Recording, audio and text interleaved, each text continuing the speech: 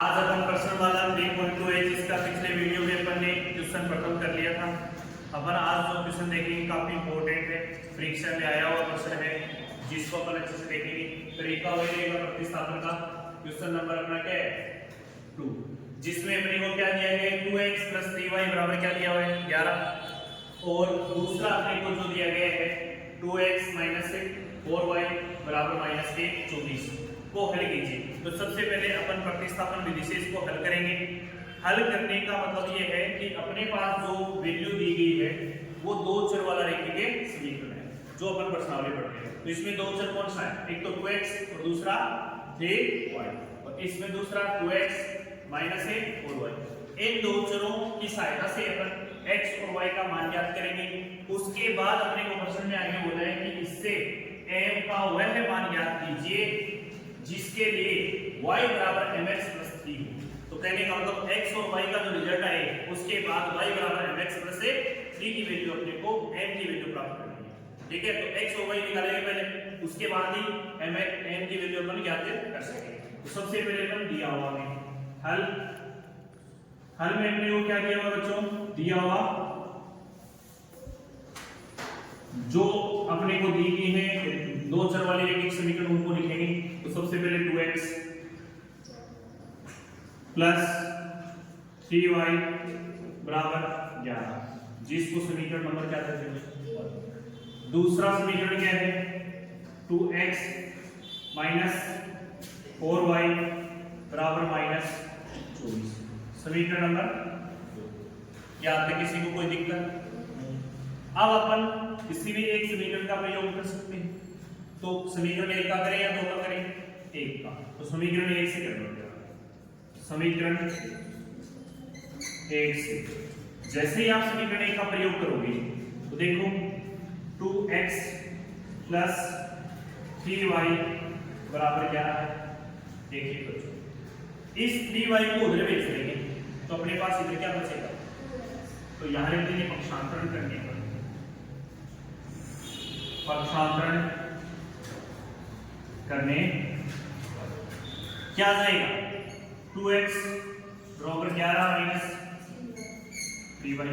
अब देखिए यहां पर अपने पास 2 से x के मल्टीपल में गुणा में है ना, तो 2 कहां चला जाएगा इसे, तो यहां से x की वैल्यू आ जाएगी अपने पास, और एक नया समीकरण आ जाएगा कि x बराबर 11 - 3y/2।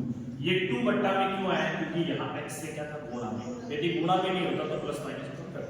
ठीक है, अब करेंगे अपन 3 समीकरण नंबर क्या बोलेंगे। अब देखो ध्यान से, ये समीकरण नंबर 3 है अपना, ये यहाँ से अपन x ज्ञात कर सकेंगे। अब इसका प्रयोग अपन किस में कर देंगे, समीकरण नंबर 2। तो समीकरण x का मान समीकरण नंबर 2 में रखने जैसे अपन समीकरण नंबर 2 में रखेंगे तो अपने पास समीकरण ये है ना, इसमें 2 आ जाएगा, x की जगह क्या आ जाएगा 11 - 3y/2, फिर क्या आ जाएगा -4y बराबर -24। यहां तक किसी को कोई शिकायत? अब देखिए जब भी ये कोई संख्या गुणा में है और ये अपने पास भिन्न में, तो इस 2 से ये वाला 2 क्या हो जाएगा, कट से भाग लग जाएगा इसमें, तो 2 कट जाएगा।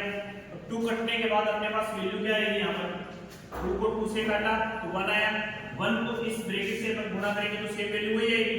पर इसको क्या लिखेंगे 11 - 3y - 4y बराबर -24। क्या जैसे ये यहाँ पे -3 है, अब ये माइनस का 4 था, तो दोनों वैल्यू माइनस के होने की वजह से ये जुड़ जाएगा और चिन्ह किसका रह जाएगा, माइनस का।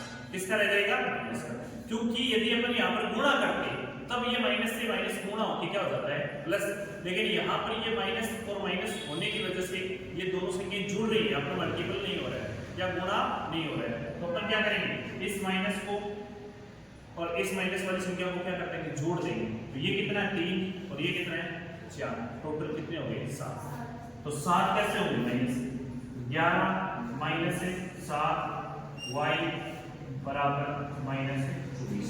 अब देखिए ये चौरासी है, ये अचर है, तो अचर के पास अचर को भेज दें तो अपने पास इधर से क्या आ जाएगा -7, y पक्षांतर कर देंगे वापिस -24 और -11। यहाँ तक किसी को कोई दिक्कत, क्योंकि ये 11 यहाँ पे कैसा था प्लस था, तो प्लस होने की वजह से पक्षांतर करते ही क्या हो गया माइनस। अब यहाँ पर टोटल करते ही क्या गया, इधर क्या आ गया, ठीक है। अब देखिए यहाँ से इस माइनस को इस माइनस से कैंसिल आउट कर सकते हो, दोनों तरफ है कट गया। इधर 7 की टेबल से इसको काट सकते हो, तो y बराबर ऐसा लिखना चाहो तो ऐसा लिख दो। तो अब आप बड़े हो गए तो आप इसको 7 को डायरेक्ट काट सकते हो, तो 7 समझो, तो आंसर y का कितना है, y बराबर कितना आ गया 5। y का मान समीकरण 3 की क्या हो, y का मान समीकरण 3 में रखने, जैसे ही आप समीकरण y का मान, तो अपने पास वैल्यू क्या आएगी ये बताओ, रखोगे क्या आएगी वैल्यू, y का मान समीकरण 3 में रखोगे, समीकरण 3 कौन सी है, ये है ना, यहां रखोगे x बराबर क्या जाएगा 11 -3 इंटू 5/2। देखो 3 को 5 से गुणा किया 15, इधर क्या है, तो माइनस के कितने आ गए अपने पास, माइनस के कितने आ गए, यहां से देखिए 11 माइनस 15/2, तो माइनस का कितने बटे काटने में क्या है माइनस के x बराबर क्या है माइनस से x बराबर आ गया माइनस का। अब ये दोनों रिजल्ट अपने पास x और y की वैल्यू आ गई, तो अपन यहां तक जो क्वेश्चन बोला है उसका हल करेंगे, तो अपन यहां लिख देंगे x बराबर कितना है -2 तथा y बराबर क्या है 5। इतना लिखो, उसके बाद m की वैल्यू अपने को निकालनी, m के मान के लिए m के मान के लिए प्रश्नानुसार, m के मान के लिए प्रश्नानुसार अपने को क्या दिया है, y बराबर mx + 3 में x तथा y का मान रखने, जैसे अपन मान रखेंगे x और y का, तो अपने पास y की वैल्यू कितनी थी यहाँ से 5, कितने थे ये 5 आ जाएगा, y 5 आ जाएगा, फिर m का m आ जाएगा, m की तो क्या करनी है, गुणा में x है, x की वैल्यू क्या थी -2 -2, फिर +3, ये अचर है और ये भी क्या है अचर, तो पक्षांतर कर लेंगे, इधर आते ही इसका आ जाएगा माइनस का, और ये माइनस का क्या हो गया 2m। देखिए इससे क्या बचा अपने पास -+2 बचा, क्या बचा +2, तो देखो यहाँ से m बराबर क्या आ जाएगा -2m था ना, ये तो -2m, यहाँ से 5 में से 3 गई, कितना बचा, कितना बचा 2, इस 2 का क्या लग जाएगा इसमें, m बराबर आ जाएगा अपने पास 2/2 माइनस करके क्या जाएगा m बराबर क्या आ जाएगा, तो अतः अपन कह सकते हैं कि m बराबर क्या होगा, अतः m बराबर क्या हो जाएगा अपने से, आप आसानी से इसको कर सकते हो, m बराबर क्या हो जाएगा -1, इसे नोट कीजिए। ये क्वेश्चन है, इसमें अपने को लैंग्वेज से अपने को समीकरण बनाना है, पीछे के क्वेश्चन देखे थे अपन ने 2, उसमें अपने को समीकरण दिए हुए 2 चर वाले रेखा के समीकरण, इसमें अपने को देखना है किस प्रकार से अपने समीकरण बनाते हैं, उसके बाद आप इजी वे में क्या कर सकते हैं, इसको हल कर सकते हो। तो देखिए 2 संख्याओं का अंतर कितना अपने को 26, यानी 2 संख्या को जब घटाते हो ना तो उसके बीच का जो डिफरेंस है वो कितना आता है अपने पास 2 26 आता है, कितना आता है 26। एक संख्या दूसरी संख्या की 3 गुनी, ठीक है। दूसरी स्थिति अपने को दी है कि एक संख्या है वो दूसरी संख्या की 3 गुनी है, ठीक है। तो ये दो शर्तें हैं, तो पहली स्थिति के अनुसार मैं यहाँ पे लिखूंगा। सबसे पहले अपन हल करेंगे तो कुछ मानना पड़ेगा अपने को, तो हल में अपन मानेंगे माना कि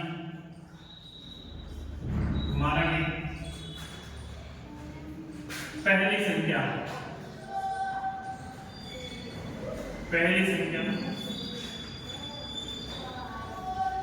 क्या है x, दूसरी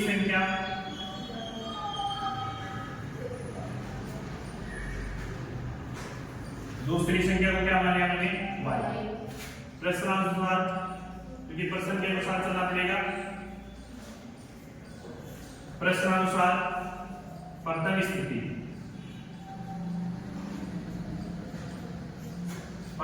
है ना, वो प्रथम स्थिति क्या है कि दो संख्याओं का अंतर, दो संख्याएं कौन कौन सी थी, पहली और एक दूसरी, x माइनस y बराबर कितना हो गया, समीकरण नंबर 1। अब अपने को क्या दिया गया है, सेकंड स्थिति में क्या बोला है कि देखिए सेकंड स्थिति है अपने पास, वो है एक संख्या दूसरी संख्या की 3 गुनी। एक संख्या वो दूसरी की क्या है 3 गुनी, दूसरी संख्या क्या थी y थी ना, वो कितनी गुनी आ जाएगी, इसको समीकरण नंबर अपन ने क्या दे दिया, ठीक है। अब x का मान टेस्ट में रखेंगे, ये जी है ना, x का मान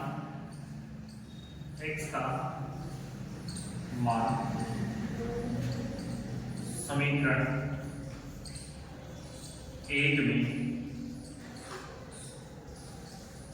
रखने पर, समीकरण 1 ये है, इसमें x किस जगह रखा है, x किस जगह रखोगे क्या आ जाएगा 3y माइनस y बराबर क्या है 26। तो 3 में से अपन 1y हटा देंगे, 3y में से 1y हटाओगे तो अपने पास क्या बचेगा 2y बराबर क्या आ जाएगा 26। इस 2 से 26 को काटोगे तो y बराबर क्या आ जाएगा 13। तो y का मान कितना आ गया 13, और y का मान कहां रख दोगे, समीकरण नंबर 2 में। y का मान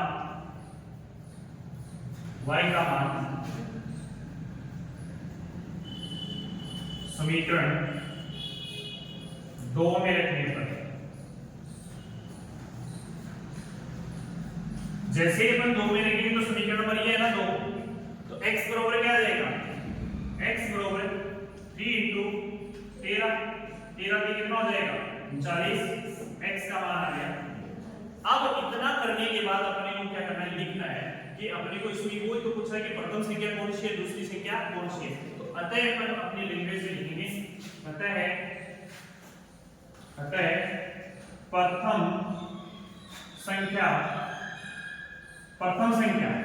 किससे माना था अपन ने, x को माना था ना, x का जो रिजल्ट आया वो कितना है 39, तथा दूसरी संख्या को क्या माना था अपन ने, y माना था ना, तो कितना है 13 ही ना। इस प्रकार से लैंग्वेज में अपने को इस प्रश्न को हल करना है एग्जाम में, ठीक है। तो अच्छे से समझना है इसे नोट में अपने को दिया गया है कि दो संपूरक कोण का में बड़े और छोटे कोण से क्या है 18 डिग्री, यानी अपने पास जो संपूरक कोण है उसमें से एक बड़ा है, दूसरा क्या है छोटा है, वो छोटे का कितना अधिक है, ठीक है। इसमें स्थिति 2 है, इस सम पर यहां पर आपको गौर करना है, सम पूरक, यहां पर आपको प्रश्न में पूरक भी दे सकता है। तो संपूरक कोण वो होता है त्रिभुज में जिसके दो कोणों का योग होता है 180 डिग्री, पूरक कोण वो होता है जिसके दो कोणों का योग होता है 90 डिग्री। एग्जाम में यदि यहाँ पर इतना चेंज कर दे तो ये ध्यान रखना कि पूरक कोण है, इसका मतलब उसके दो कोणों का योग कितना है 90, और संपूरक है तो उसके दो कोणों का योग 180। तो अपन संपूरक के लिए करेंगे, यहाँ पर हल लिखेंगे, और हल में अपने को जो दिया गया है वो तो दिया हुआ क्या है, अपने को दिया हुआ है कि संपूरक कोण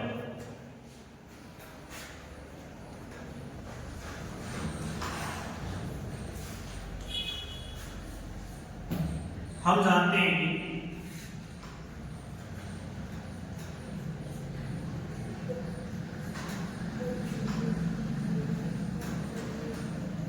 संपूरक कोणों का योग, दो संपूरक कोण लिख लेना, दो संपूरक कोणों का योग कितना होता है 180 डिग्री। ठीक है, अब अपन ने माना कि बड़ा कोण क्या हो जाएगा, बड़ा कोण x डिग्री मान लें और छोटा कोण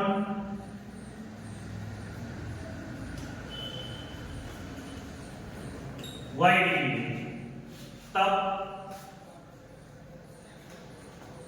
x degree plus y degree बराबर,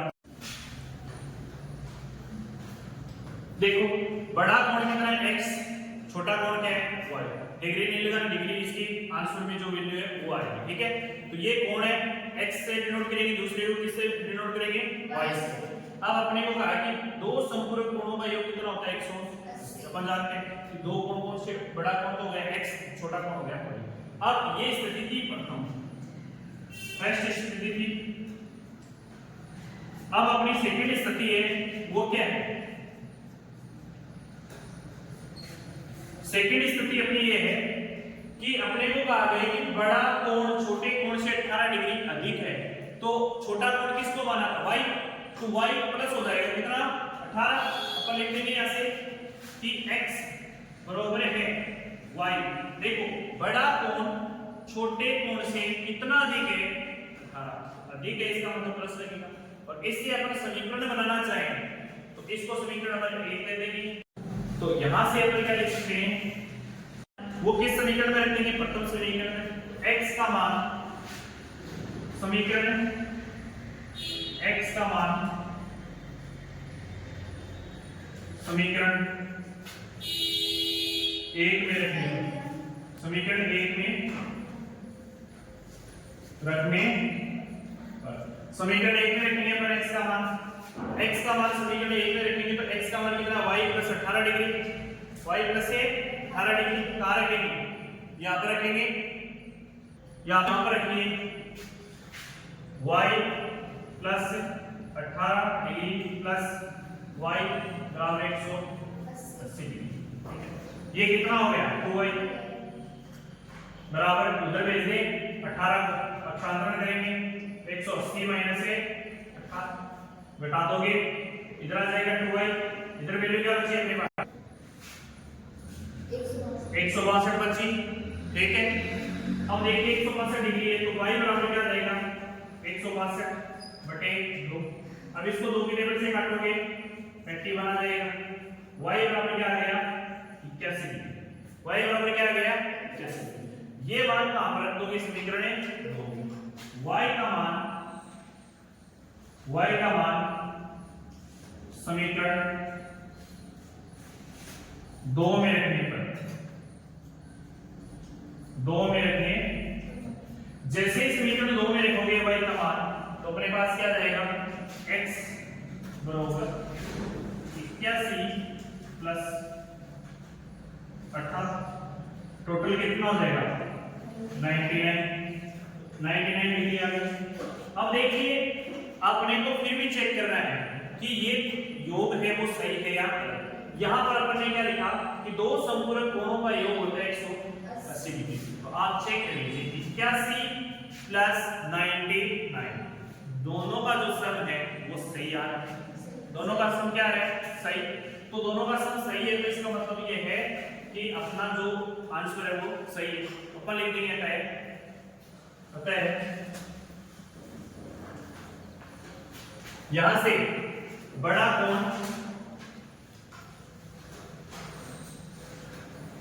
कितना आ जाएगा 99, और वैसे भी देख सकते हो 81 से बड़ा कोण है 99, तो सही है ना। दूसरा छोटा कोण कितना है 80। इस प्रकार से आपको प्रश्न को हल करना है, तो आशा करता हूं लैंग्वेज भी समझ में आई होगी और क्वेश्चन भी आपको अच्छे से समझ में आया होगा। होगा। तो वीडियो को आप ज्यादा से ज्यादा शेयर कीजिए और अपने दोस्तों तक इसको पहुंचाइए और लाइक भी कीजिए। जय हिंद, जय भारत।